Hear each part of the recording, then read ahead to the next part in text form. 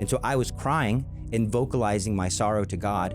And I heard audibly in my room a voice mocking the exact things that I was saying. Like, I'm so sorry. God, please forgive me. I heard this stuff in religion, but I had no experience with it whatsoever.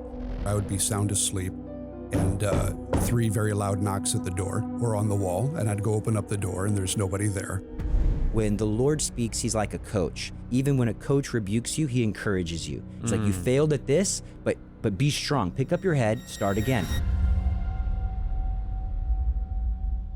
All right, so I'm going to let you two introduce yourselves because I won't be able to do it justice. But Gabe, why don't we start with you? Sure. So I am a full-time youth minister and a Catholic lay evangelist. That is a fancy way of saying a YouTuber, unfortunately. So I've got a very popular YouTube channel called Gabi After Hours, where we try to call people to a deeper relationship with Christ. And in our channel, it's through the Virgin Mary and how we can see Jesus through her in the most pure and the most loving way. So I was like really shocked when you invited me. I was like, this is true ecumenism here, because I'm like super to the right on Marian devotion. Well, we're going to get into some of that today. Yes. So, but also, and for our topic on spiritual warfare, you have a book coming out. I've got a book coming out, and I've got a lot of experience not dealing with exorcisms, because a lot of people don't realize that spiritual warfare happens on a daily basis at lower levels that people aren't aware of. So dealing with diabolical obsession, diabolical oppression, it's more common than people realize. Absolutely. No, we're going to get into all that. And not Billy Joel, but you were telling me you get Billy Joel, Paul Giamatti, and Derek Jeter. Those are the 3 I get compared to. The Holy Trinity, if you will. I can see Billy Joel, Derek Jeter is a stretch. Oh, I think you can pull it off, right? So my name's Father Bart Giger. I teach graduate theology at Boston College, focusing mainly on St. Ignatius Loyola and the spirituality and history of the Jesuit order. I also teach courses on the discernment of spirits, which we'll be talking about today. And one of the things that I do for the Archdiocese of Boston is, like every diocese, it's frequently approached by people who believe that they or someone they love is being harassed by something spiritual, something demonic. And so that's when I'll get a call, and I will go visit the person along with some colleagues who have a background in psychiatry or psychology. And we practice the discernment of spirits. We talk to the person and do some prayers with the person to determine whether this is possibly something truly demonic or psychological in some form. Okay. Now, I know this is going to be, folks, you're in for such a treat here. Father Bart, let's start, just because I know some people are like, wait, for the skeptic out there is like, demons, really? Mm-hmm. You're a very learned scholar, to quote St. Ron Burgundy. Tell us, you shared a couple of these anecdotes on the Exorcist Files, but could you share a couple just quick anecdotes and help listeners establish what you have seen personally and why you actually, beyond just theologically, why you know experientially that demons are a real thing? Right. I mean, I want to preface this by saying, in my experience, a lot of people will ask me for that kind of story, but I always like to tell people, if they don't believe the words of Jesus and St. Paul and the consistent testimony of the church for 2,000 years, they're not going to believe anything I say, right? But that being said, shortly after I got involved in the ministry, and this was not a ministry I went looking for, it was very much thrown into my lap, where I had been a priest for 10 years. And then all of a sudden, just out of the woodwork, people started coming up to me, total strangers, anything you can think of, saying, Father, I think I've got a demonic problem of some kind. And I'm wondering, what in the world is going on here, right? And so this was going on for a while until I realized I think the Lord was asking me to get involved in this ministry in some way. And I went to a conference for exorcists in Mundelein Seminary in Chicago. This would have been about 12 years ago.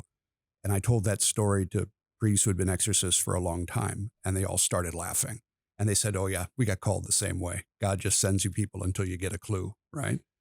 But what struck me, to answer your question, is that about 3 or 4 months after I started doing the ministry, about 3 or 4 months after I had my first pretty serious case, things started happening that I had been told in advance would probably happen. So, for example, priests had warned me a classic way that the enemy will try to scare priests off is by putting flies in their chalice when they're getting ready, when they're saying mass, they're getting ready to consecrate the cup.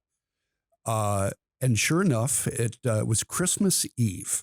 And I was doing a mass for the university there. And middle of winter, obviously, very, very cold. and I look down at my chalice, and there's a big old bottle fly swimming in the chalice. And I immediately thought that's almost certainly what was going on, right? You can't know for sure, but it's the middle of winter. So, and then the very next week, Sunday evening, I was saying Mass again, and there was another bottle fly in the chalice, right? And then about 3 weeks later, it happened a third time.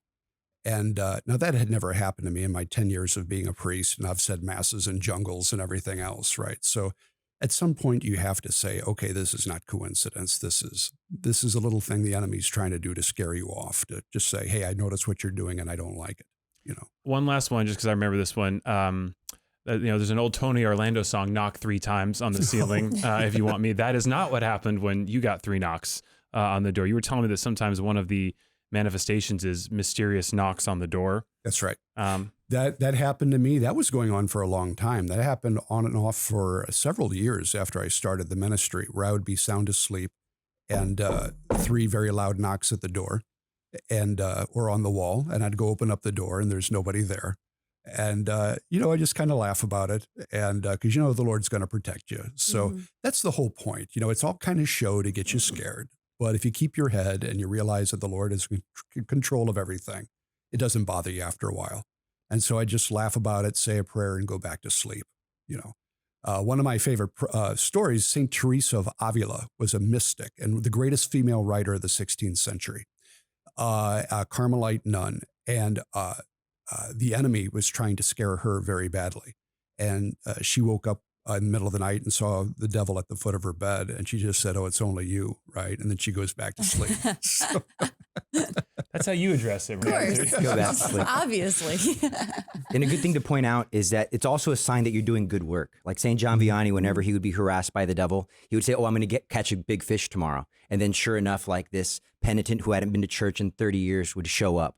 So it's a good sign if you have his attention and you're being a good man. Right. So Now, Gabby, you obviously have also had some experience. Father Bart's not alone in his interactions with that, but what has your experience been? So mine started off, unfortunately, because I was the victim of diabolical. So there's different categories. So I was having a diabolical obsession, which is where the demon will infiltrate your mind and almost, it's not just a normal temptation. It almost feels like you have a cloud around you where if you're driving a car and somebody's going to grab the steering wheel to run your life off the road, you have the freedom to keep it on the road, but it just is an overwhelming temptation.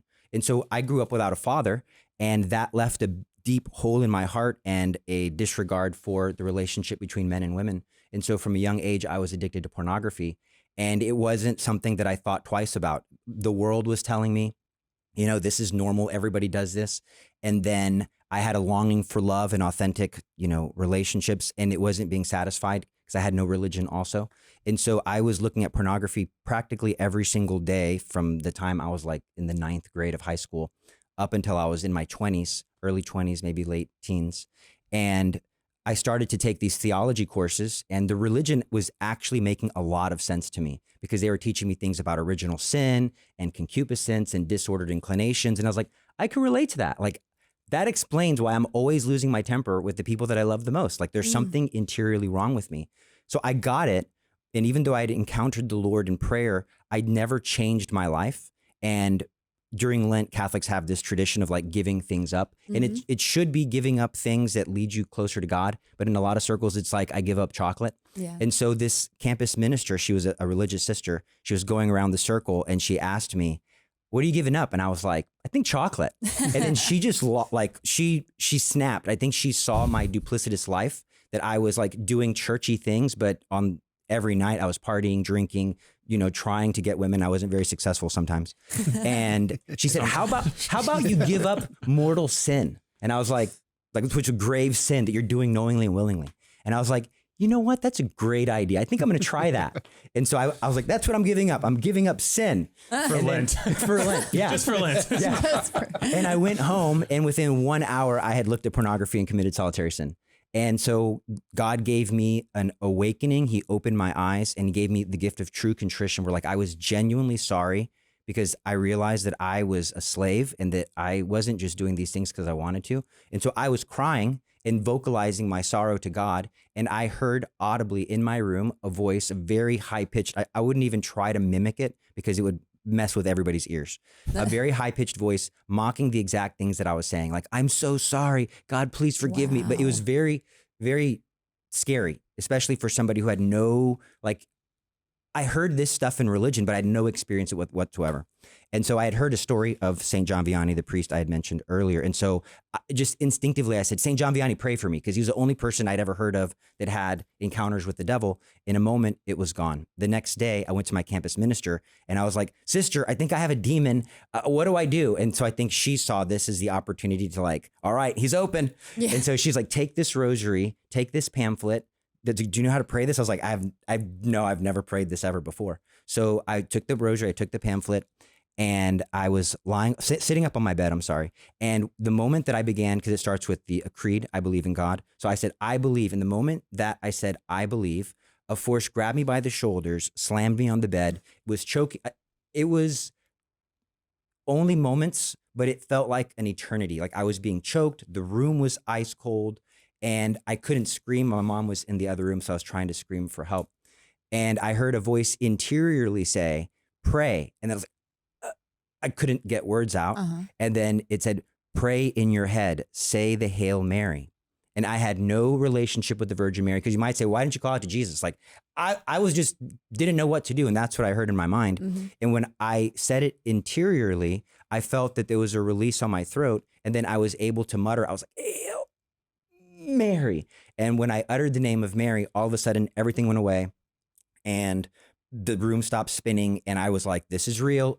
And I had radical change of life. So I got on the internet and I was like, demon choking, pornography. Like I was trying to figure out what was typed in demon choking pornography. I know. Don't do that. Do not do that at home. This was the early days of the internet. People weren't so creative. Dial-up connection. Yes.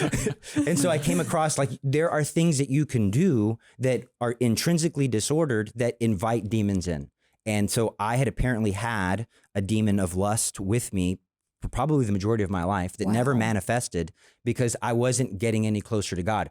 He was letting me play church, but he did not want me to have a real relationship. Because what people mistake about the rosary is that it's first and foremost a walk through the life of Christ. It's an immersion in the early stages of Christ's life, his public ministry, his crucifixion, where you're like spending time there. And yeah, you're saying words, but the main important thing is that daily you're coming back to Jesus. And the devil did not want that. And he, for good reason, because now I tell everybody, like it totally and radically changed my life. Yeah, we kind of talked a little bit and asked you guys if you had any stories of like those crazy moments where God kind of invaded your life. And I remember before I came to Boston, I was in Denver. And when I came to Boston, I was wondering if the Lord wanted me to continue doing the exorcism ministry. And very shortly after I got to Boston, I said a prayer to the Lord, if you do want me to continue this ministry, I could use a few relics, because it's not something you can find very easily. Those are sacred objects. And because that would be very helpful. And I also said I could also use some colleagues who could help me. And a week later, I came home from the office and there was a FedEx box on my front step. And from someone I didn't know in Virginia. And I opened up the box and it was full of relics. And the letter was from an ex-priest who had collected those relics over the years. And he got dismissed from the priesthood. I don't remember why, he didn't say. But he still had those relics. And he said, I just wanted to give them to a priest who could use them. How he got my name, I have no idea. But I wrote him a letter and I said, sir, whatever it is you did wrong in the past, I want you to know the Lord is still working through you, And I think that meant a lot to him. He had no way of knowing you? You didn't tell him? No way. I have no idea why he chose me or what from his human perspective he was thinking, And so that just stunned me. Yeah. And that was God saying, hey, keep so, I mean, maybe it's a lesson for our listeners too, right? It's like, you look for, Lord speaks in many ways, but if you're torn on God, is this the right path? Like, I need you to just give me a little boost. And that sounds like an endorsement, like keep doing what you're doing. Well, another little example of this, while I was still in Denver, remember how I said the Lord started sending me people? And, you wonder, it's like, okay, am I reading too much into this? That kind of a thing. Is this really the Lord saying something or not? And I remember it was one Friday night And I said, Lord, I think you're trying to tell me something. You know that I'm a very dense guy. If you want me kind of involved in this ministry, can you kind of make it overtly obvious sometime soon? 24 hours later, I was getting ready to say Mass on a Saturday evening, and two different people came up to me within the space of 15 minutes, total strangers, to say, Father, can you help me? I think I got a problem, right? And I just looked up at the Lord and I said, okay, you made your point. You know? So little miracles like that I've benefited from many times over the years. So I want to add to that. Like, so when Catholics have saints, like, so it's just that we believe that these people in heaven and their life is something that you should imitate. And you can see how Christ worked through them. So I was making a documentary on St. Maximilian Kolbe, who was a martyr at Auschwitz. He gave up his life for a prisoner because the prisoner had a family. And so he's crying, my children, my wife, and he offered himself up. And it's a beautiful, incredible story. So I'm making a documentary on him. And in my church, we have a relic of his, a first-class relic. It's a piece of his beard that they saved when they were giving him a haircut. People were like, this guy's holy. We're going to save his facial hair. I know it's a little weird. It's weird. You got to get used to it. You got to get used to it. So during the making of the documentary, I would go to that relic and say, Maximilian, please pray for me. Please pray that I do the right thing. And as I'm walking back, and I did this every day for like a month. As I'm walking back, we have one more relic and a shrine to a saint named Saint Jose Maria. As I'm walking back, the Spirit of the Lord came upon me. It was just like a real sense of the presence of God. And I felt a rebuke coming from the direction of the relics of Saint Jose Maria. And so I was like, okay, let me just be open. And I felt like, again, I wasn't hearing words, but I felt like a guilt for having walked past his relics. If I believe that Maximilian Kolbe is kind of present over here because of this facial hair, and I have that same theology, I should at least say hello to Saint Jose Maria, ask him for a little prayer. And so I said, okay, Saint Jose Maria, I'm open. And I felt very deeply, one, he rebuked me. So again, this is a discernment of spirits. How does the Spirit convict you? Fear, anxiety, depression, temptation to sin. This comes from the evil one. When the Lord speaks, he's like a coach. Even when a coach rebukes you, he encourages you. It's like, you failed at this, but be strong. Pick up your head, start again. And you have this interior conviction.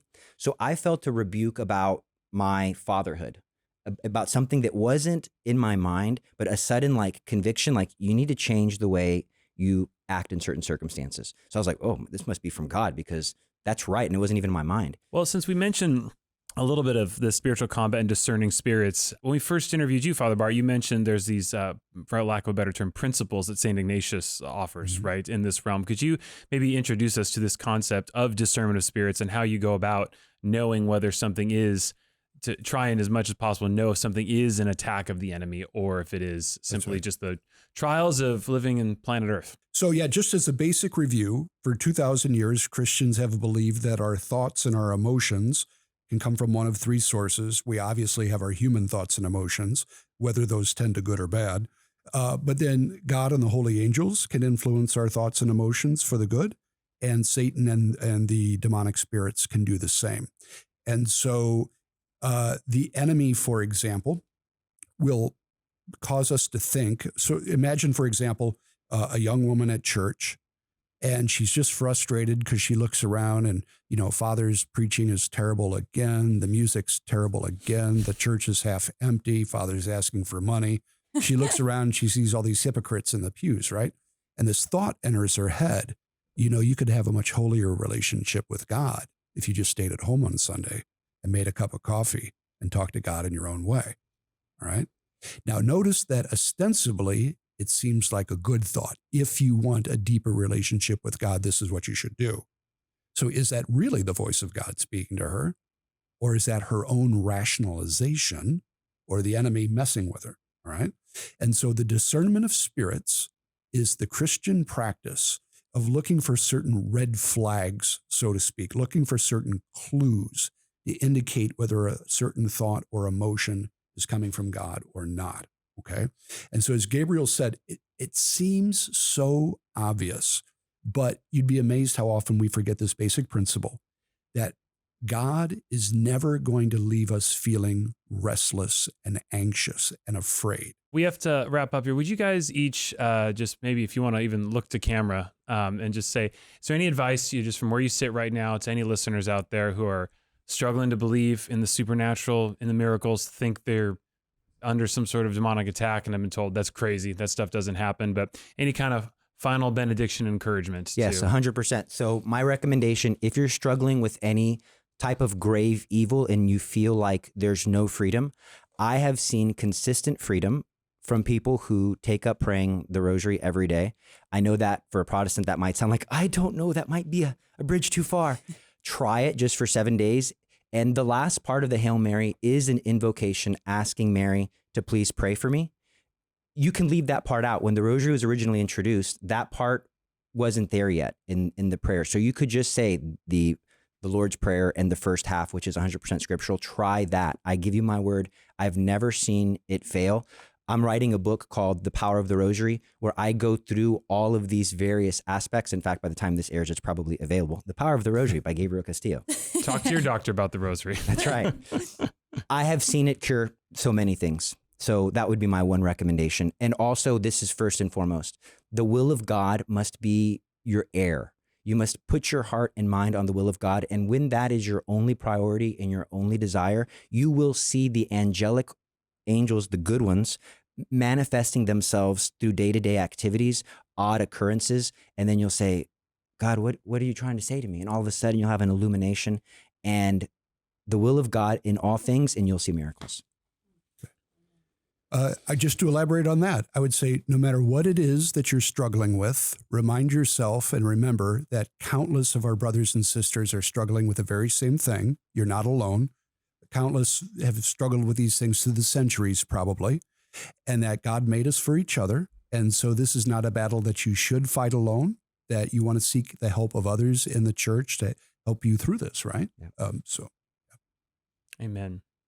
Well, thank you both so much for being here. Thank you for having us. Thank you to the Christian Broadcasting Network for giving us this platform, to letting us host this great conversation on spiritual warfare.